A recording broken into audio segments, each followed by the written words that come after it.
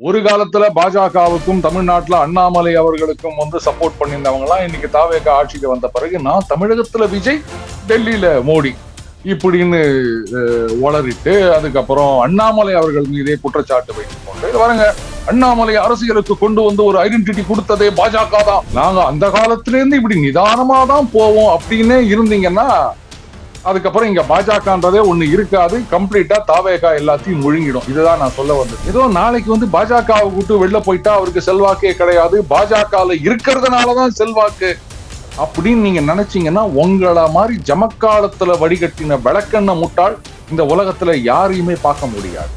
ஆப்கி பார் மோடி சர்க்கார்னு தான் நீங்க ப்ரமோட் பண்ணி நிக்கிறீங்களே தவிர ஆப்கி பார் பாஜக சர்க்கார்னு நீங்க சொல்றது இல்லையே. இத மட்டும் இவங்களுக்கு யோசிக்கிறதுக்கு மூளையே வரலையா? அப்ப அது தனி மனிதனை ப்ரமோட் பண்றது இல்ல ஒரு இண்டிவிஜுவல் சென்ட்ரிக் பாலிடிக்ஸ்ன்றத ஒத்துக்க மாட்டீங்களா நீங்க?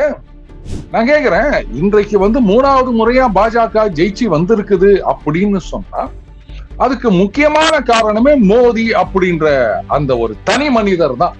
அதை இல்லன்னு யாராலையாவது நெஞ்ச தொட்டு சொல்ல முடியுமா? ஒருவேளை பாஜக மேலிடமே அவங்களே கூட முடிவெடுத்து ரைட் அண்ணாமலை தான் தலைவர் அப்படின்னோ இல்ல அண்ணாமலை யார் தலைவரா இருந்தாலும் அண்ணாமலை வில் டேக் சார்ஜ் அப்படின்னோ முடிவெடுத்து இங்க அனுப்புறாங்க அப்படின்னு சொன்னாலுமே இப்படி ஜவ்வு மாதிரி இழுத்தடிச்சாங்கல்ல. தமிழகத்துல என்ன சொல்லுவாங்க தெரியுமா? பாத்தீங்களா, எல்லாம் டெல்லி தான் முடிவெடுக்கும், தமிழர்கள் என்ன டெல்லிக்கு கட்டுப்பட்டவர்களான்னு கேள்வி கேட்பாங்களா மாட்டாங்களா? கண்டிப்பா கண்டிப்பா, இது ரெண்டுமே டேமேஜ் தான். தொண்டர்கள் ஊக்கத்தோட இருக்காங்க. அங்க ஒரு 4 தலைவர்கள் இருக்கீங்க, மூத்த தலைவர்கள். உங்களுக்கு இதுல ஒண்ணும் அக்கறை இருக்கா மாதிரி தெரியல. ஆளுங்கட்சிக்கு சாமரம் வீசி நிக்கிறீங்க. அப்புறம் என் வாயில ஏதாவது வந்துரும்.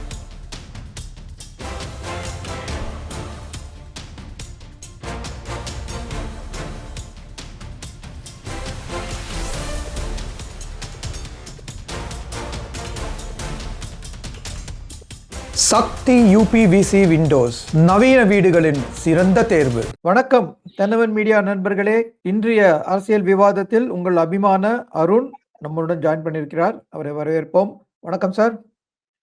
வணக்கம். வணக்கம் சிவா. நம்ம தென்னவன் மீடியா சார்பாக அண்ணாமலை அவர்களுக்கு பிறந்தநாள் வாழ்த்துக்களை தெரிவித்துக் கொள்கிறோம். இன்று அவர் பிறந்தநாள்.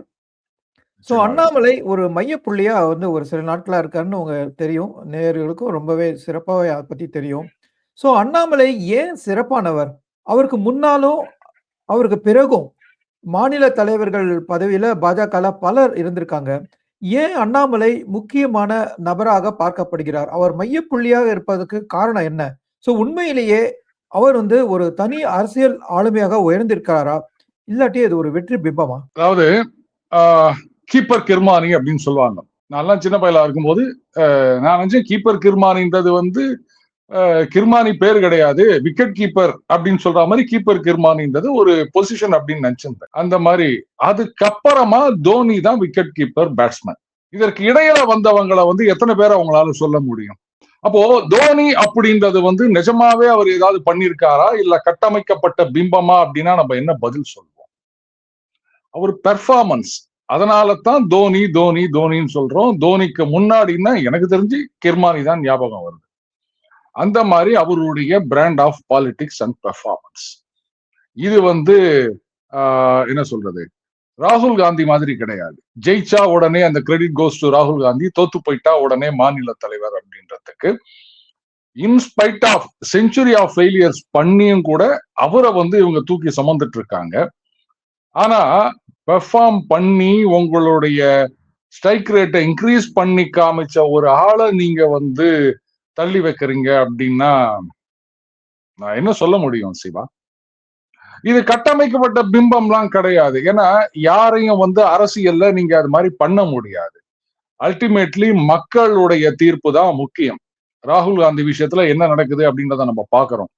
எத்தனை தடவை ரீலான்ச் பண்ணாலும் ஒர்க் அவுட் ஆகாத மாடல் வண்டி மாதிரி அவர் எத்தனை தடவை தான் நீங்க புஷ் பண்ணி அவர் தான் பிரைம் மினிஸ்டரியல் கேண்டிடேட், அவர் தான் இது, அவர் தான் இளைஞர்களின் எழுச்சி நாயகன் அப்படி இப்படின்னு எல்லாமே சொன்னாலுமே அவரால் ஒன்னும் சாதிக்க முடியல அப்படின்னு தெரியுது. அவரால இன்றைக்கு காங்கிரஸ் எங்கெங்கெல்லாம் ஜெயிக்குதோ அதெல்லாம் நாட் பிகாஸ் ஆஃப் ராகுல் பட் இன்ஸ்பைட் ஆஃப் ராகுல். அதை முதல்ல ஞாபகம் வச்சுக்கணும்.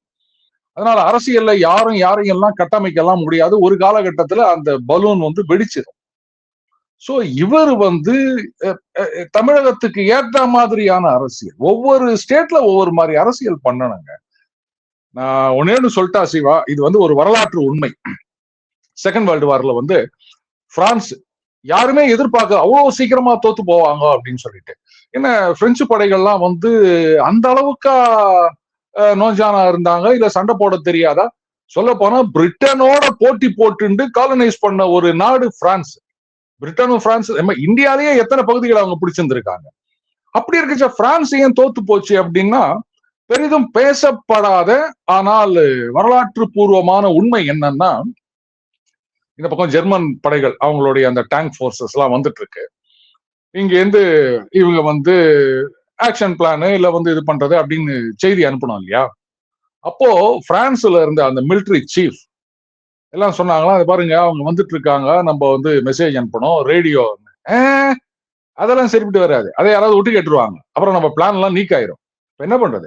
காலங்காலமா நம்ம வந்து குதிரை வீரர்கள் கிட்ட தான் நம்ம கொடுத்து அமைச்சிருந்தோம். இல்லைன்னா வந்து வேற ஏதாவது வண்டியில போக சொல்லுங்க. இது பைக் எல்லாம் ஒத்து வராது. இவ்வளவு நாளா நம்ம இதைத்தான் ஃபாலோ பண்ணிட்டு வந்தோம் அப்படின்னு இவர் என்ன பண்ணிக்கிறாங்க, மெசேஜ் அமைச்சிருக்காங்க. பட் இவங்களோட ஸ்பீடை விட ஜெர்மனுடைய டேங்க் போர்சஸ் அவங்களுடைய ஸ்பீட் அதிகமா இருந்ததுனால இவங்க நாளைக்கு பிளானு அப்படின்னு சொல்லிட்டு கொடுத்து அனுப்புறது நேத்தைக்கு பிளான் ஆகி, அந்த காலத்துல நாங்க அப்படித்தான் பண்ணியிருந்தோம், நாங்க அப்படியே தான் போவோம் அப்படின்னு சொன்னா ஜெர்மன் கிட்ட பிரான்ஸ் சடால்னு விழுந்தா மாதிரி தான் வந்து கட்சின்றது ஆகும். இந்த வரலாற்று உண்மையை இன்னைக்கு தென்னவன் மீடியா வாயிலாக, சிவா வாயிலாக, இது வந்து உங்க சேனல் நண்பர்களுக்கு இல்ல, பாஜகல இருக்க நண்பர்களுக்கு போய் சேரணுன்றதுக்காக சொல்றேன் சிவா. நீங்க இங்க சொல்ல வருது வந்து இன்னும் கொஞ்சம் வந்து நான் டைரக்டா ரிலேட் பண்ணி பாக்குறேன். அதாவது தாவேகா மாதிரி ஒரு மாடர்ன் ஃபோர்ஸ்ட வரும்போது திமுக எப்படி வந்து தன்னுடைய ஒரு பாரம்பரிய மெத்தடை வச்சு தோத்துது, அத நீங்க சொல்ல வரீங்களா? இல்லாட்டி இதே மாதிரி பாஜக செய்யக்கூடாது, அண்ணாமலை மாதிரி ஒரு புதிய ஃபோர்ஸ வந்து முன்னெடுத்து வரும்போது அதை எடுத்து அவங்க முன்னெடுத்து போனோம் அப்படின்னு நீங்க சொல்ல வரீங்களா? அதாவது you have to keep up with changing times அப்படின்னு சொல்லுவாங்க. நாங்க அந்த காலத்துல இருந்து இப்படி நிதானமா தான் போவோம் அப்படின்னு இருந்தீங்கன்னா அதுக்கப்புறம் இங்க பாஜகன்றதே ஒண்ணு இருக்காது. கம்ப்ளீட்டா தாவேகா எல்லாத்தையும் முழுங்கிடும். இதுதான் நான் சொல்ல வந்தது. திமுக தோத்ததை பத்தி விட்டுருங்க, அவங்க இப்ப சுதாரிச்சுட்டாங்க. சும்மா ஃபுல் ஸ்விங்ல அடிச்சு ஆட ஆரம்பிச்சிருக்காங்க. அவர் ராசா அவர்களுடைய இன்டர்வியூ பாத்தீங்கல்ல, ஜஸ்ட் லைக் தட் லெஃப்ட் ஹேண்ட்ல டீல் பண்ணிட்டு போறாரு அவர். அந்த மாதிரி கவுண்டர் கொடுக்கறதுக்கு தாவேகால யாரும் கிடையாது. அதை ஞாபகம் வச்சுக்கோங்க. நீங்க ரெட்டாரிக்கலா பேசலாமே தவிர இந்த மாதிரி வந்து பாயிண்டடா பேசக்கூடிய அளவுக்கு இன்னைக்கு தாவேகால யாரும் இல்ல. சும்மா அவங்க யோக்கியமா இவங்க யோகமா நாங்க அதை பண்ணிட்டோம் இதை பண்ணிட்டோம் அப்படின்னு ஏதாவது ஒண்ணு சொல்லிட்டு போலாம். அவர் கேட்ட கேள்வி எல்லாம் பாருங்க. 2025 இந்த அதாவது இந்த பயிர்க்கடன் தள்ளுபடி அப்படின்றது ஜெயலலிதா அவர்கள் காலத்துல பண்ணிருக்காங்க, எடப்பாடி அவர் பண்ணிட்டு போனாரு, அதுக்கப்புறமா வந்து திமுக அந்த கடனை அடைச்சாங்க. அப்பெல்லாம் பாத்தீங்கன்னா இத்தனை வருஷ காலத்துல கொஞ்சம் கொஞ்சமா அப்படின்னு அடைச்சாங்க. பட் 2025 டுவர்ட்ஸ் எண்ட்லன்னு நினைக்கிறேன் ரிசர்வ் பேங்க் ஆஃப் இந்தியால ஒரு கைட்லைன்ஸ் கொண்டு வந்துட்டாங்க.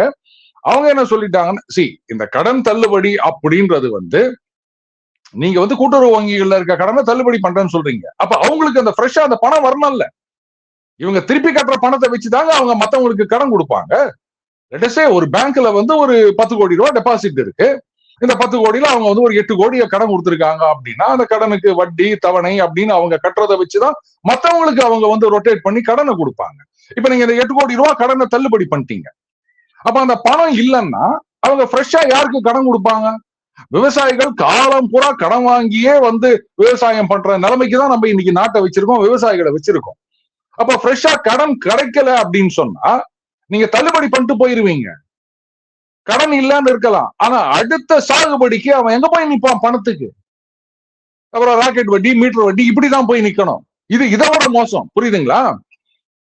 அதனாலதான் ரிசர்வ் பேங்க் ஆஃப் இந்தியால என்ன பண்ணாங்க, இந்த மாதிரி நீங்க தள்ளுபடி பண்றதா இருந்தால் 60 நாளைக்குள்ள அந்த கூட்டுறவு வங்கிகளுக்கு நீங்க அந்த பணத்தை எவ்வளவு கடனை தள்ளுபடி பண்ணீங்களோ அதை அரசாங்கம் வந்து ரீபே பண்ணி ஆகணும். ஏன்னா அப்பதானே அடுத்து வந்து கடன் கொடுக்க முடியும் அப்படின்னு ஒரு செக் வச்சுட்டாங்க. இதத்தான் ராசா அவர்கள் சொல்றாரு. 2025 இந்த மாதிரி ஒண்ணு வந்துருச்சு. அதனாலதான் நாங்க திமுக தேர்தல் அறிக்கையில இதை சொல்லல. ஏன்னா இது வந்து ஏராளமா இருக்கு பயிர்க்கடன் அப்படின்றது. தள்ளுபடி பண்ணா அதை கொடுக்கறதுக்கு காசு கிடையாது. Reserve Bank of India guidelines இந்த மாதிரி சொல்லுது.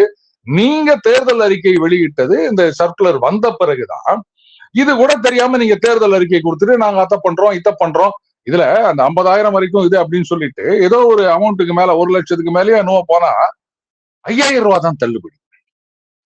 சிவா 50,000 தள்ளுபடி அப்படின்னா சரி ஓகே, 50,000 வரைக்கும் வாங்கினவங்களுக்கு ஃபுல் தள்ளுபடி.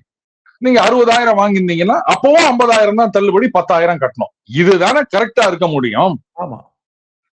நீங்க வந்து 1 லட்சம் வாங்கினீங்கன்னா ஏதோ ஒரு கணக்கு வச்சிருக்காங்க, 5,000 ரூபாய் தான் தள்ளுபடி அப்படின்னா ஈவன் 51,000 ரூபாய் வாங்கியிருந்தா கூட உங்களுக்கு 50,000 பெனிஃபிட் கிடைக்காது. என்னங்க போங்கு கால்குலேஷன் அது. சோ இப்போ வந்து என்ன போச்சு, இவங்க தள்ளுபடி பண்ணாலுமே ஏராளமான பேர் வந்து கடுப்புல இருக்காங்க. என்ன மாதிரி தள்ளுபடி பண்ணிருக்கீங்க நீங்க அப்படின்னு, புரியுதுங்களா? பண்ணியும் பிரயோஜனம் இல்லாம போயிடுச்சு. சோ இந்த விஷயத்த ஒரு பாயிண்டடா சொல்லும் போது இதுக்கு இவங்களால என்ன கவுண்டர் கொடுக்க முடியும்? திமுக சுதாரிச்சுட்டு அவங்க ஆட ஆரம்பிச்சிட்டாங்க, அடிச்சு ஆட ஆரம்பிச்சிட்டாங்க. அதனாலதான் வந்து திருச்சியில பேசும்போது முதலமைச்சர் அவர்களே சொல்றாரு 6 மாசம் வந்து டைம் கொடுக்குறேன்னு சொன்னாங்க, அடுத்த நாளே ஆரம்பிச்சிட்டாங்க அப்படின்னு. கரெக்ட், அதை நம்ம தப்புன்னு சொல்ல முடியாது. ஏன்னா 6 மாசம் டைம் கொடுக்கணும்னு என்ன அரசியல் சட்டத்துல எழுதியா வச்சிருக்குது? நாங்க 6 மாசம் கொடுப்போம், 3 மாசம் கொடுப்போம், 6 நிமிஷம் கூட கொடுப்போம். அந்த குறை சொல்லாத அளவுக்கு நீங்க ஆட்சி நடத்தணும், அவ்வளவுதான்.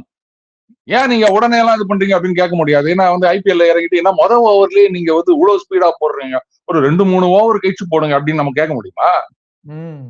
ஆட்டோன்னு வந்தாச்சுன்னா அந்த மாதிரிதான், அது மாதிரிதான் அரசியலும். பாஜக என்ன பண்றாங்கன்னு நீங்க சொல்லுங்க. பண்றேன்னு சொல்ல வரையும் நீங்க வந்து அப்படியே உட்கார வச்சிருக்கீங்க. நாங்க தான் இனிமே அப்படின்னு சொல்றவங்க எதுவுமே பண்ண மாட்டாங்க. எதுக்குங்க நீங்க கட்சி நடத்துறீங்க? பேசாம இங்க தமிழ்நாட்டுல இந்த கட்சி அமைப்பை கழிச்சிட்டு வேற எங்கேயாவது கான்சென்ட்ரேட் பண்ணுங்க. 2 நாள் கட்சி இன்னைக்கு பாஜக வந்து நயினா நாகேந்திரன் வந்து பேசியிருக்காரு. அவர் சொல்றாரு, அவர்கிட்ட எந்த விதமான ராஜினாமா கடிதமும் வந்ததா வரல அண்ணாமலைகிட்ட இருந்து. அண்ணாமலை தனி கட்சி ஆரம்பிக்க போறாருங்கிறதையும் அவருக்கு எந்த விதமான தகவலும் இல்ல. ஆனா அண்ணாமலையோட வழக்கமான குடும்ப விஷயங்கள், மற்ற வழக்கமான பேச்சுகள்லாம் போச்சு அப்படின்னு அவர் சொல்றாரு. நாளைக்கு அண்ணாமலை அறிவிக்க போறதா வந்து தகவல்கள் செய்தி சேனல் எல்லாம் வருது. சோ இது ஏதாவது டேமேஜ் கண்ட்ரோல் ஆல்ரெடி நடந்திருக்குமா? இதுல நிறைய டேமேஜ் நடந்திருக்கு. ஒண்ணு வந்து பத்திரிகைகள்ல மீடியாக்கள்ல ஆளாளுக்கு உள்ள புகுந்து அவங்க ஒரு வெர்ஷனை சொல்லிட்டு, ஒரு காலத்துல பாஜகவுக்கும் தமிழ்நாட்டுல அண்ணாமலை அவர்களுக்கும் வந்து சப்போர்ட் பண்ணியிருந்தவங்க எல்லாம் இன்னைக்கு தாவேக ஆட்சிக்கு வந்த பிறகு நான் தமிழகத்துல விஜய், டெல்லியில மோடி இப்படின்னு வளரிட்டு அதுக்கப்புறம் அண்ணாமலை அவர்கள் மீதே குற்றச்சாட்டு வைத்துக் கொண்டு வரங்க. அண்ணாமலை அரசியலுக்கு கொண்டு வந்து ஒரு ஐடென்டிட்டி கொடுத்ததே பாஜக தான், அவங்க சொல்றதை இவங்க கேட்டு நடக்கணும், இல்லாட்டா வந்து அவங்கள தூக்கி போட்டுருவாங்க. சிவா அவங்களுக்கு பையன் இருக்கான்ல, அவங்க கிட்ட போயிட்டு டேய் உன்னை பெத்து வளர்த்து பேரை வச்சு படிக்க வச்சு ஆளாக்கினது நான் தான், நான் சொல்றதான் கேட்கணும், நான் சொல்றதான் படிக்கணும், நான் சொல்ற பொண்ணத்தான் கல்யாணம் பண்ணிக்கணும்னு சொன்னா இந்த காலத்துல இருக்க பசங்க கேட்பாங்களா? இந்த பூமர் அங்கிள் இந்த மாதிரிதான் பேசிட்டு இருக்காங்க. ஐடென்டிஃபை பண்ணி நீங்க அவருக்கு ஒரு ஐடென்டிட்டி கொடுத்திருக்கீங்க அப்படின்னு சொன்னா ஏதோ நாளைக்கு வந்து பாஜகவை கூட்டு வெளில போயிட்டா அவருக்கு செல்வாக்கே கிடையாது, பாஜக இருக்கிறதுனாலதான் செல்வாக்கு அப்படின்னு நீங்க நினைச்சீங்கன்னா உங்களை மாதிரி ஜமக்காலத்துல வடிகட்டின விளக்கெண்ண முட்டாள் இந்த உலகத்துல யாரையுமே பார்க்க முடியாது.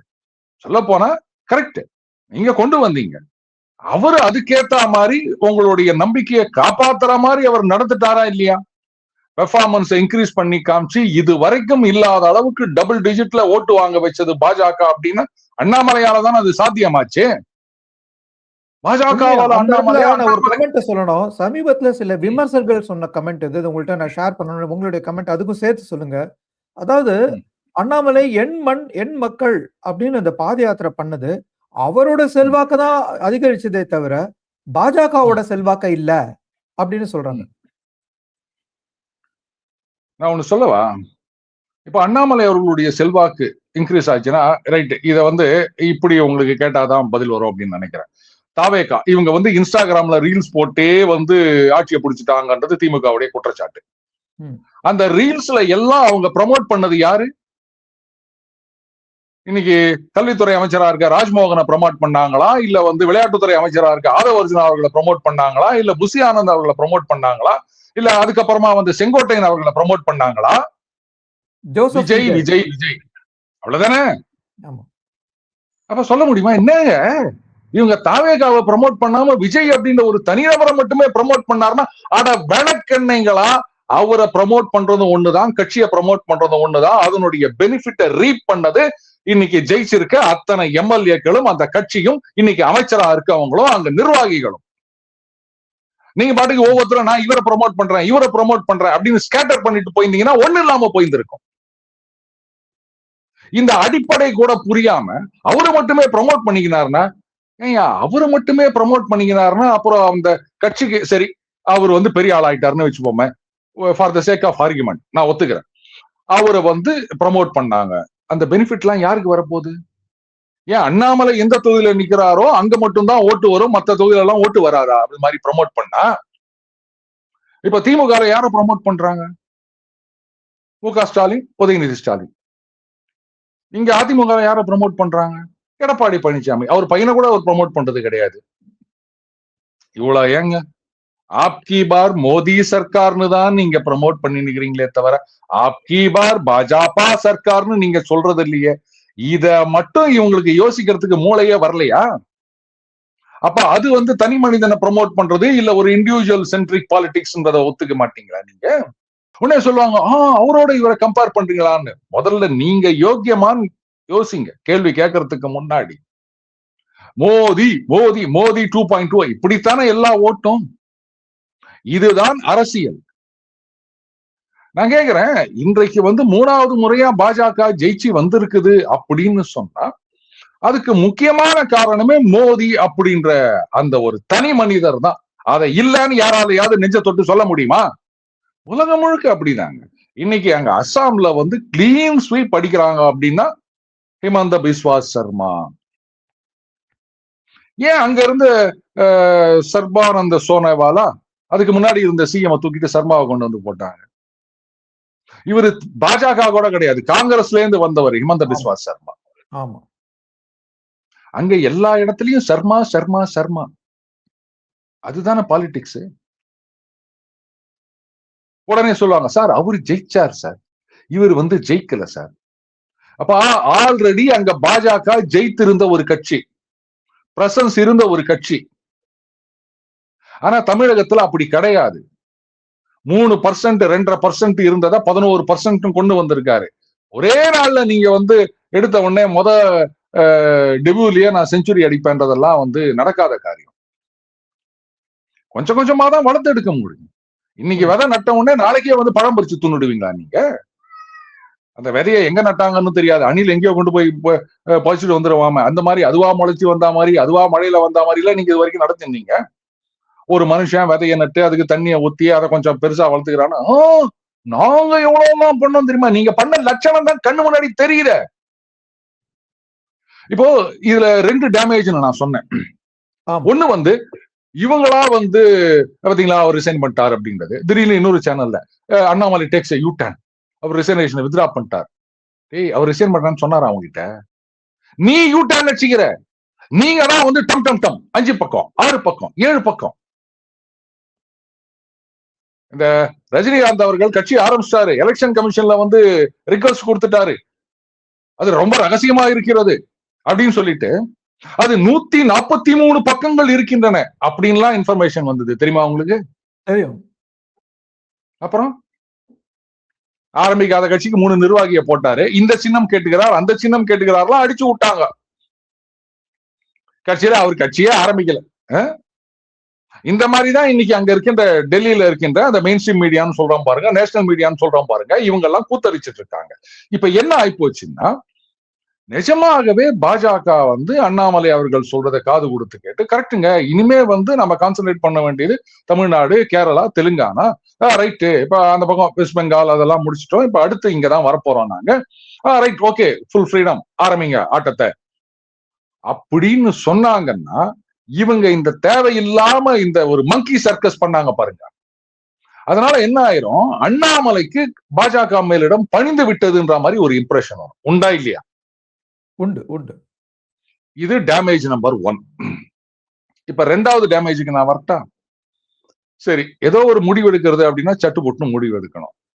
அவருடைய பொசிஷன் என்ன அப்படின்னு அவர் கன்வே பண்ணிட்டார். இது இப்படி இப்படி இருக்கணும், என்ன மாதிரி இருந்தா கட்சியை கொண்டு போனோம். அவர் என்ன கேட்கிறாரு, எனக்கு வந்து மந்திரி பதவி கொடுங்க, இல்ல வந்து என்ன கவர்னர் ஆக்குங்க, இல்ல வந்து என்ன ராஜ்யசபா எம்பி ஆக்குங்க, இதா கேட்டுக்கிறாரு அவரு. எப்பா கட்சியை வளரணும், வேக வேகமா கொண்டு போனோம். 2031 ஒரு பெரிய இடத்துக்கு வரணும் கட்சி. திமுக தான் வந்து சுதாரிச்சுன்னு ஆட ஆரம்பிச்சிட்டாங்க. ஆனா அவங்களுடைய பில்டிங் ஸ்ட்ராங் பேஸ்மெண்ட் வீக்ன்ற மாதிரி சுத்தமா ஒண்ணு இல்லாம போயிடுச்சு. கூட்டணி இல்லாம அவங்களால ஜெயிக்க முடியாது. கூட்டணி கட்சி எல்லாம் போயிடுச்சு, ஓட்டு வங்கியும் போயிடுச்சு. அதிமுக இப்போ யார் இருப்பான் யார் போவான்னு தெரியாமையே ஒரு குழப்பமான நிலைமையில இருக்காங்க. இதுதான் நமக்கு சரியான நேரம். இப்ப இறங்கி அடிச்சு ஆடணும், கட்சியை வளர்க்கணும், ஆட்சிக்கு கொண்டு வரணும். அதுக்கு பர்மிஷன் கொடுங்கன்னு தானே கேக்குறாரு. இப்ப இவ்வளோ நாள் இழுத்தடிச்சு ஒருவேளை சரிங்க அப்படின்னு பர்மிஷன் கொடுக்கறாங்கன்னு வச்சுப்போமே, இதுல இருக்க டேமேஜை இவங்க யாரும் புரிஞ்சுக்கல. ஒருவேளை பாஜக மேலிடமே வந்து அவங்களே கூட முடிவெடுத்து ரைட் அண்ணாமலை தான் தலைவர் அப்படின்னோ, இல்ல அண்ணாமலை யார் தலைவரா இருந்தாலும் அண்ணாமலை வில் டேக் சார்ஜ் அப்படின்னோ முடிவெடுத்து இங்க அனுப்புறாங்க அப்படின்னு சொன்னாலுமே, இப்படி ஜவ்வு மாதிரி இழுத்தடிச்சாங்கல்ல. தமிழகத்துல என்ன சொல்லுவாங்க தெரியுமா? பாத்தீங்களா, எல்லாம் டெல்லி தான் முடிவெடுக்கும், தமிழர்கள் என்ன டெல்லிக்கு கட்டுப்பட்டவர்களான்னு கேள்வி கேட்பாங்களா மாட்டாங்களா? கண்டிப்பா கண்டிப்பா, இது ரெண்டுமே டேமேஜ் தான். தன்மானம், நாங்க யாருக்கும் அடிமை இல்லை சொல்லுவாங்களா மாட்டாங்களா? இதுக்கெல்லாம் இடம் கொடுத்தது யாரு? பாருங்க, உண்டுன்னா உண்டு, இல்லைன்னா இல்ல. அது சரி, தேசிய தலைவர் ஜே.பி. நட்டா அவர்கள், அவருக்கு அடுத்தது யாரு, அவருடைய டேம் முடிஞ்சு போச்சு அப்படின்றதுக்கே ரொம்ப நாள் இழுத்தடிச்சு கேட்டா 11 கோடி தொண்டர்கள் இருக்காங்க, டைம் ஆகத்தான் செய்யும். எப்படி 11 கோடி தொண்டர்களுக்கும் வந்து இந்த ஷேர் ஹோல்டர்ஸ் எல்லாம் ஓட்டு போடுவாங்கன்னு மெயில் வரும் பாருங்க. அந்த மாதிரி எல்லாம் ஓட்டு போட்டுதான் வந்து நிதின் நபீன் அவர்களை தேர்ந்தெடுத்தீங்களா? இதுதான் நான் சொல்றது. அதாவது பாஜக ரொம்ப அழகா ஒண்ணு சொல்லுவாங்க, ஏங்க தம்ம தூண்டு கட்சி எல்லாம் ஒரு சேனல் வச்சிருக்காங்க. பாஜக ஏன் வந்து ரொம்ப வருஷத்துக்கு முன்னாடி, ஐ திங்க் 93 வாக்குலன்னு நினைக்கிறேன், அப்பதான் இந்த சேட்டலைட் சேனல்கள்லாம் வந்த காலத்துல வந்து ஒரு ஹிந்தி சேனல் ஒண்ணு இருந்தது சிவா. அவர் வந்து ப்ரோ பிஜேபி. அதுக்கப்புறம் அந்த சேனலே இல்லாம போயிடுச்சு அப்படின்னு வச்சுக்கோங்களேன். அந்த மாதிரி பிஜேபிக்குன்னு ஏன் ஒரு சேனல் இல்லை அப்படின்னும் போது ஒரு சிலர் சொன்னாங்களாம், 2014 எப்படி வந்தோம், மோடி அவர்கள் குஜராத்ல எப்படி ஜெயிச்சு வந்தார், எப்படி சேனலோட சப்போர்ட்லயா வந்தார், அவரு 19 எப்படி ஜெயிச்சோம், அதனால சேனல் இருந்தாதான் ஜெயிப்போம் அப்படின்றதெல்லாம் நீங்க விட்டுருங்க, அதெல்லாம் தேவையே இல்லை அப்படின்னு. ராபின் சர்மா இருக்கார் தெரியுமா, அவர் வந்து ரொம்ப அழகா ஒண்ணு எழுதியிருப்பார், நத்திங் சக்சீட்ஸ் லைக் சக்சஸ் அப்படின்னு நம்ம சொல்லுவோம் இல்லையா. அவர் அதையே கொஞ்சம் மாத்தி நத்திங் ஃபெயில்ஸ் லைக் சக்சஸ் அப்படின்னு சொல்லுவார். அதுக்கு ஒரு உதாரணமும் கொடுத்திருந்தார் அவர். அதாவது ஒரு யூஎஸ்ல தான் நினைக்கிறேன், ஒரு ஏதோ சம் இட்டாலியன் ரெஸ்டாரண்ட் பயங்கர கூட்டமா இருக்குமா, ஏன்னா நல்லா இருக்கும் அங்க சாப்பாடு அப்படின்னு. இட்டாலியனா பிரெஞ்சா எனக்கு சரியா தெரியல, பட் ஏதோ ஒரு ரெஸ்டாரண்ட். அப்போ ஒரு நாள் அவர் குழந்தைகளோட அங்க போயிருக்காரு. போயிட்டு எல்லாம் ஆர்டர் பண்றாங்க. அப்ப குழந்தை வந்து இல்ல ஒரு தோசை, நம்ம ஊர் கணக்குல சொல்லுவோமே, அங்க தோசையான்னு கேட்காதீங்க, என்ன சொல்லியிருக்காங்க, இந்த குழந்தை முழு தோசை தின்னாதுங்க, அதனால பாதி தோசை கொடுக்க முடியும். தோசையில பாதி வராது, பட் அவங்க சாப்பிடுற ஐட்டத்துல பாதி கட் பண்ணலாம், பிரெட் அந்த மாதிரி வச்சுக்கோங்களேன். அப்போ அங்க சொல்லிட்டாங்க, no no no no, full தான், இஷ்டமா எடுத்துக்கோங்க, இல்லாட்டா விட்டுருங்க அப்படின்னாங்களாம். அப்புறம் அவர் வாங்கிட்டு அந்த குழந்தை பாதியை விட்டுட்டு வந்துருச்சுன்னு வச்சுக்கோங்களேன். வெளில வந்த உடனே அவர் நண்பர்கிட்ட சொன்னாராம், சீக்கிரமே வந்து எவனோ ஒருத்தன் தட்டி தூக்கிட்டு போயிடுவான் பாரு அப்படின்னாராம். என்னங்க சொல்றீங்க அப்படின்னா, இல்ல அந்த சக்சஸ் வந்து அவங்களுக்கு தலகணத்தை கொடுத்துருக்கு, என்ன அதை ஒரு பாதி வெட்டி கொடுக்கறதுனால அவங்களுக்கு என்ன குறைஞ்சிட போகுது, நீ ரேட்டை கூட பாதி ஆக்க வேணாம், 3/4 ரேட்டு கூட போட்டுக்கோ, சரி குழந்தை கேட்கறது, நீ ஃபுல் ரேட்டு கூட போட்டுக்கோ, அட்லீஸ்ட் அந்த குழந்தைக்கு நான் இந்த உணவை வீணாக்கி விட்டோம் அப்படின்ற ஒரு குற்ற உணர்ச்சி இல்லாம இருக்கும்ல, அது கூட இவங்களுக்கு செய்ய முடியல அப்படின்னு சொன்னா பாரு, கூடிய சீக்கிரமே எவனாவது எதிர்க்க வந்தானே இவங்க இழுத்து மூடிட்டு போயிருவாங்க. அதே மாதிரி 6 மாசத்துல நடந்தது அப்படின்னு அவர் எழுதியிருப்பார் ராபின் சர்மா அவர்கள். நாங்க அப்படி நடந்த மாதிரியே இன்னைக்கு நடக்கிறோம் அப்படின்னு சொன்னா, சின்ன குழந்தையா இருக்கும்போது பாட்டில்ல பால் குடிப்பாங்க, அதுக்காக 18 வயசு ஆன பிறகு நான்லாம் குழந்தையா இருக்கும்போது பாட்டில்ல தான் பால் குடிச்சேன் அப்படின்னு இப்பவும் பாட்டில் பால் குடிச்சிட்டு இருக்க முடியுமா? நம்ம காலத்துக்கு ஏத்த மாதிரி மாறணும் சிவா. இது பெரிய டேமேஜ், 2 பக்கமும் டேமேஜ் நடந்துட்டு இருக்கு. இவங்க புரிஞ்சுட்டாங்களான்னு தெரியல. அடுத்தது எல்லாமே டெல்லியில தான் முடிவு பண்ணுவோம் அப்படின்ற மாதிரி நினைச்சிட்டு இருந்தாங்கன்னா சரி விடுங்க, திருப்பி நான் அதை என் வாயால சொல்ல விரும்பல. யோசிச்சு பாத்தீங்களா, கேரளால அவங்க ஏன் சக்சீட் ஆக முடியல அப்படின்னா, அதுவும் குறிப்பா அந்த மாநில கட்சிகள் இருக்க இடத்துல ரொம்ப திணறாங்க. காங்கிரஸ் மத்திய பிரதேசம், ராஜஸ்தான், குஜராத் இதெல்லாம் ஈஸியா தட்டி தூக்கிட்டு வந்துட்டாங்க. ஆனா மாநில கட்சிகள் இருக்க இடத்துல ஏன் அவங்க இவ்வளவு திணறாங்க புரியுதா உங்களுக்கு? ஏன்னா மாநில தலைவர்களுக்கு அதிகாரம் கிடையாது. டெசர்ட் ஃபாக்ஸ் ரோமல் கேள்விப்பட்டிருக்கீங்களா? செகண்ட் வேர்ல்டு வார்ல ரொம்ப ஃபேமஸ். அவரை பத்தின ஒரு விஷயம் சொல்லுவாங்க. அதாவது அவர் என்ன பண்ணாரா, அவருடைய சபார்டினேட் கிட்ட ஏதோ ஒரு டாஸ்க கொடுத்துட்டு இதை நீங்க முடிச்சிடணும் அப்படின்னு சொல்லிட்டு அவர் பாட்டுக்கு தூங்க போயிட்டாராம். அப்போ யாரோ ஒரு பத்திரிகையாளர் அவரோட கூட அன்னைக்கு இருக்காரு. அவரு ஆச்சரியமா பாக்குறாரு, என்னடா இவ்வளவு பெரிய ஒரு டாஸ்க குத்துக்கிறான் இந்த மனுஷன், கொடுத்துட்டு கொஞ்சம் கூட இதுவே இல்லாம இவர்பாட்டு போய் தூங்க போயிட்டாரு அப்படின்னு காலைல எழுந்து ரிப்போர்ட் எல்லாம் கொண்டு வாங்க அப்படின்னு. அப்போ இந்த பத்திரிகையாளர் கேட்கிறாராம், ஏங்க எவ்வளவு பெரிய டாஸ்க் அது என்ன நடந்தது, அவர் சரியா பண்ணாரா, ஏதாவது ப்ராப்ளமா, இதெல்லாம் நீங்க பார்க்க மாட்டீங்கன்னா நீங்க பாட்டுக்கு தூங்க போயிட்டீங்களே அப்படின்னும் போது ரோமல் சொன்னாராம், நான் ஒரு டாஸ்க கொடுத்தேன்னா அதை அவனால செய்ய முடியும்ன்ற நம்பிக்கை இருக்க ஆள்கிட்ட தான் நான் கொடுப்பேன். நம்பிக்கை இருக்கு அப்படின்னு சொன்னா அவன் மேல நான் சந்தேகப்பட மாட்டேன். சந்தேகப்பட்டேன்னா அப்ப அந்த நம்பிக்கைக்கு அவன் பாத்திரம் இல்லைன்னு அர்த்தம். என்னோட நம்பிக்கை சரியில்லைன்னு அர்த்தம். எனக்கு என்னுடைய கணிப்பு மேல நம்பிக்கை இருக்கின்றது, அவன் செய்வான்னு எனக்கு தெரியும், அதனாலதான் எந்த டென்ஷனும் இல்லாம நான் போய் தூங்கினேன் அப்படின்னாராம். ஜவஹர்லால் நேரு பிரிட்டன்ல படிக்கும் போது ஒரு தடவை இங்க மாசம் மாசம் பணம் அனுப்புவாங்க இல்லையா, அவங்க மேனேஜர் ஒரு தடவை அவங்க அப்பா மோதிலால் நேரு கிட்ட சொன்னாராம், இந்த மாதிரிங்க பிள்ளைக்கு பணம் அனுப்புறோம், பட் அதுக்கு அந்த வவுச்சர் அதெல்லாம் இல்ல, கணக்கு எழுதணும், அது வேணும், ரைட்டு அதை அனுப்ப சொல்லி லெட்டர் எழுதுறி அப்படின்னாராம். அதே மாதிரி நேருவுக்கு லெட்டர் வருது, இந்த மாதிரி பணம் எவ்வளவுன்னு அனுப்புறோம், பட் அதுக்கான வவுச்சர் வேணும், அதெல்லாம் அவங்க இது பண்ணுங்க அப்படின்ன உடனே நேரு பதில் எழுதினாராம் அவங்க அப்பாக்கு, என் மேல உங்களுக்கு நம்பிக்கை இருந்தது அப்படின்னு சொன்னா இந்த வவுச்சர் எல்லாம் தேவையில்லை, இவ்வளவு செலவு அப்படின்னு சொன்னா நீங்க நம்பி ஏத்துப்பீங்க. என் மேல நம்பிக்கை இல்லைன்னு சொன்னா நான் எவ்வளவு வவுச்சர் கொடுத்தாலும் இது ஒரு டுபாக்கூர் வவுச்சரா இருக்குமோ அப்படிதான் நினைப்பீங்க. சோ நம்பிக்கை இருந்தாலும் நம்பிக்கை இல்லாட்டாலும் வவுச்சர் அப்படின்றது ரிடண்டன்ட், தேவையா அப்படின்னாராம். அந்த மாதிரி நம்பிக்கையா ஒருத்தரை செலக்ட் பண்ணிட்டு அவர் கையில பொறுப்பை ஒப்படைச்சிட்டு, சரிப்பா இது உன்னோட ஏரியா நீ பாத்துக்கோ, எல்லாமே நான் தான் பண்ணணும் அப்படின்னு இந்த மேனேஜ்மெண்ட் பிரின்சிபல்ஸ்ல இது ஒண்ணு சொல்லுவாங்க. சக்சஸ்ஃபுல் மேனேஜர் யாரு அப்படின்னா, சபார்டினேட்ஸ் ஐடென்டிஃபை பண்ணி அவங்க கிட்ட ஒர்க்கை அலோகேட் பண்ணிட்டு நிம்மதியா போறவன். அந்த ஒர்க்கை செய்யக்கூடிய ஆள் ஐடென்டிஃபை பண்ணணும். அப்படி யாரும் இல்லைன்னா அந்த இடத்துக்கு ஒருத்தனை கொண்டு வரணும், அவங்க கிட்ட வேலையை கொடுத்து அதை முடிக்கணுமே தவிர எல்லா வேலையும் தானே இழுத்து போட்டு செய்யறான். என்னதான் அந்த மேனேஜர் மாடு மாதிரி வேலை செஞ்சு 24 மணி நேரமும் வேலை செஞ்சு அவன் அதை சக்சஸ்ஃபுல்லா முடிச்சாலும் மேனேஜரோட வேலை செய்யறது கிடையாது சிவா, வேலை வாங்கிறது மட்டும்தான். அதுதான் ஒரு சக்சஸ்ஃபுல் மேனேஜர் அப்படின்னு. அந்த மாதிரி ஒவ்வொரு மாநிலத்திலையும் திறமையான செல்வாக்கான ஒருத்தரை உருவாக்கணும், அவங்க கிட்ட பொறுப்பை கொடுத்துட்டு அந்த பர்சனை ஐடென்டிஃபை பண்றது மட்டும்தான் நேஷனல் லீடர்ஷிப்போட வேலையா இருக்கணுமே தவிர எல்லாத்தையும் நாங்களே டிசைட் பண்ணுவோம் அப்படின்னு எல்லா அதிகாரத்தையும் உங்க கையிலேயே வச்சிருந்தீங்கன்னா ராகுல் காந்தி பண்ற மாதிரி தான் இருக்கு. அதுக்கு மேல நான் ஏதாவது சொல்லணுமா சிவா? ஓகே, நீங்க சொல்ற 2 டேமேஜும் இப்ப நடந்துருச்சு. ஸோ இப்போ இதை தாண்டி அண்ணாமலை திருப்பியும் தமிழக பாஜகவுக்கு தலைவரா வந்தா அவர் முன்னாடி செயல்பட்ட மாதிரி செயல்பட முடியுமா?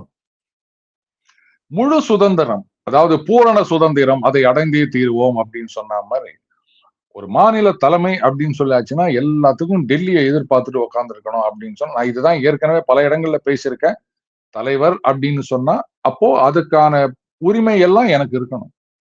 நீங்க பாட்டுக்கு தேசிய தலைமை அப்படின்னு ஒருத்தர் சொல்லிட்டு ஆனா வேற யாரோ உட்காந்து மேனேஜ் பண்றது நேஷனல் லெவல்ல ஓகே. ஏன்னா அவர் ஒவ்வொரு ஸ்டேட்லயும் ஒரு ஸ்டேட் லீடர் இருக்காங்க, அதனால டைரக்டா அவரை யாரும் கேட்க போறது கிடையாது. ஆனா மாநில தலைமை அப்படின்றது அந்த மாநிலம் முழுமைக்கும் பொறுப்பு. இன்னைக்கு ஒரு 4-5 மாநிலங்கள்ல தலைவரை நியமிச்சிருக்காங்க, டெல்லி இந்த மாதிரி மாநிலங்கள்ல. அது ஒரு சில நாட்களுக்கு முன்னாடி இதெல்லாம் யாரு தேசிய தலைவர் முடிவெடுத்தாரா, இல்ல ஜனநாயக முறைப்படி தேர்தல் வச்சு நடத்தினாங்களா, இல்ல யாரோ 2 பேர் முடிவெடுத்து இல்ல ஒருத்தர் முடிவெடுத்து இதை அப்பாயிண்ட் பண்ணாங்களா? இந்த மாதிரி நீங்க முக்கியமான பதவிகளை எல்லாம் டம்மி பண்ணி வச்சிருந்தீங்கன்னா சிவா, அப்ப அந்த ஆர்கனைசேஷன் அப்படின்றது அந்த உள்ளுக்குள்ள தண்ணியே இல்லாம பட்டு போன மரமா ஆகி நிக்கிறது உங்களுக்கு புரியலையா? காங்கிரஸ் இன்னைக்கு ஒண்ணு இல்லாம போனதுக்கு அதுதானே காரணம். இன்ஃபேக்ட் இன்னைக்கு பல கட்சிகள் இந்த மாதிரி போறதுக்கு அதான் காரணம். திரிணாமுல் காங்கிரஸ் எடுத்துக்காங்க, அதுவும் அதே மாதிரிதான். அங்க ஒவ்வொருத்தருக்கும் என்ன லாபம் அப்படின்ட்டு லாபத்துக்காக எல்லாரும் இணைந்து செயல்பட்டார்கள். அதனால தான் இன்னைக்கு கட்சி தோத்துருச்சுன்னு சொன்ன உடனே 80 எம்எல்ஏக்கள்ல 20 பேர் தான் மம்தா பானர்ஜி அவர்கள் கூட்டின கூட்டத்துக்கு வராங்க. ஆமா. என்ன அப்ப 15 வருஷம் ஆட்சியில இருந்தாங்க, இந்த ஒரு தடவை போயிடுச்சு, ஏன் அடுத்த தடவை ஜெயிக்க மாட்டோமா அப்படின்னு ஏன் யாரும் நினைக்கல? இன்னைக்கு திமுக தோத்த உடனே ஏன் அற்ற குளத்து அருநீர் பறவைகள் போல இங்க இருக்கிற அத்தனை கூட்டணி கட்சிகளும் ஓடி போயிட்டாங்க? இப்ப என்னடானா அது கூட்டணியே கிடையாது, நாங்க இப்ப கூட்டணியில இருந்தோம் அப்படின்லாம் வியாக்கியானம் பேசிட்டு இருக்காங்க. ஏன்னா இது பாராடைம் ஷிஃப்ட் அப்படின்னு சொல்லுவோம் இந்தியன் பாலிடிக்ஸ்ல. இதை நீங்க ஒன்னும் புரிஞ்சுக்காம நாங்கெல்லாம் அந்த காலத்துல சைக்கிள்ல தான் மாங்குன்னு போவோம் தெரியுமா அப்படின்னு இருந்தா இந்த பக்கம் டிஎல் ஷிஃப்ட்ல வரவங்க கூட உங்களை தட்டி தூக்கிட்டு போயிடுவாங்க.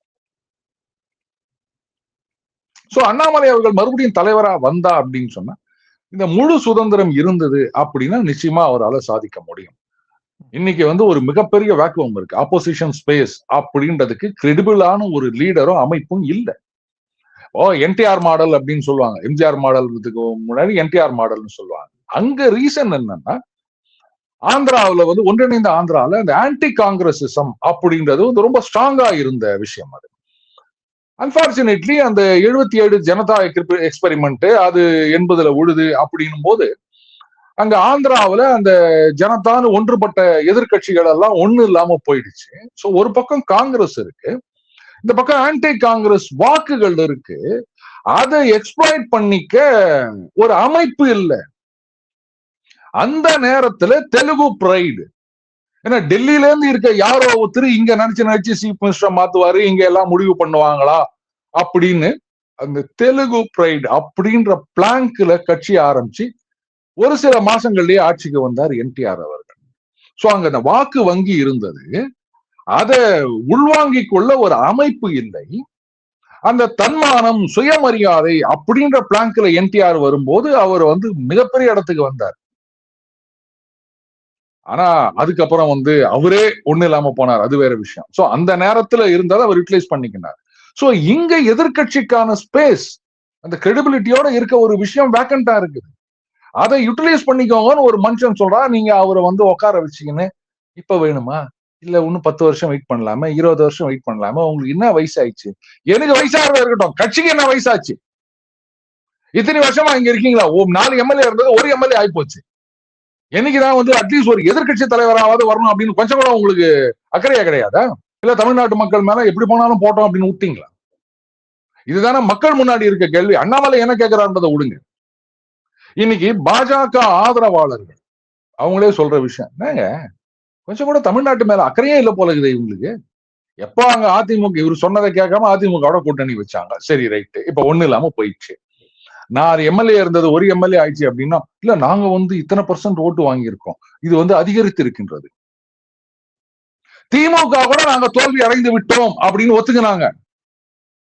ஆனா பாஜக அதை ஒத்துக்க மாட்டேன்றாங்க. நாங்கள் வளர்ந்திருக்கின்றோம், I am a Complan boy அப்படின்னு சொல்லாதான் குறை.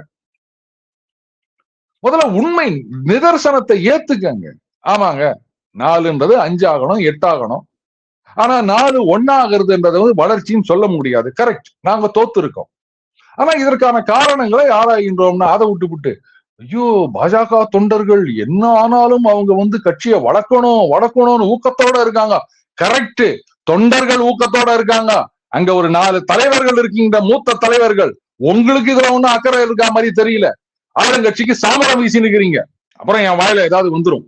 பாஜக தலைவரா, தமிழக பாஜக தலைவரா அண்ணாமலை ஆற பட்சத்துல நயினா நாகேந்திரன் என்ன ஆவார்? அவருக்கு என்ன பண்ணும் பாஜக?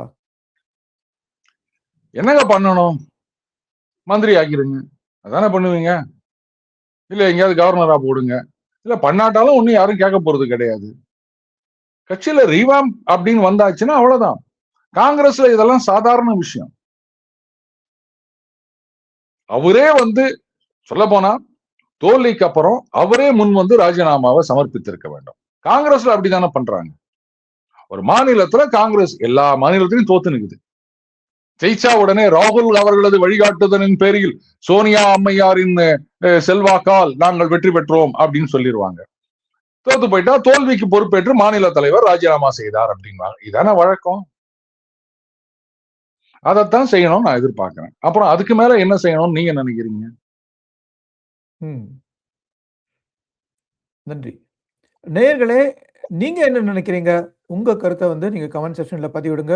மீண்டும் ஒரு முறை திரு அருண் அவர்களுடன் நாம் சந்திப்போம். அதுவரை நன்றி கூறி விடைபெறுகிறேன். நன்றி, வணக்கம். வணக்கம் சார். நன்றி சிவா, நன்றி.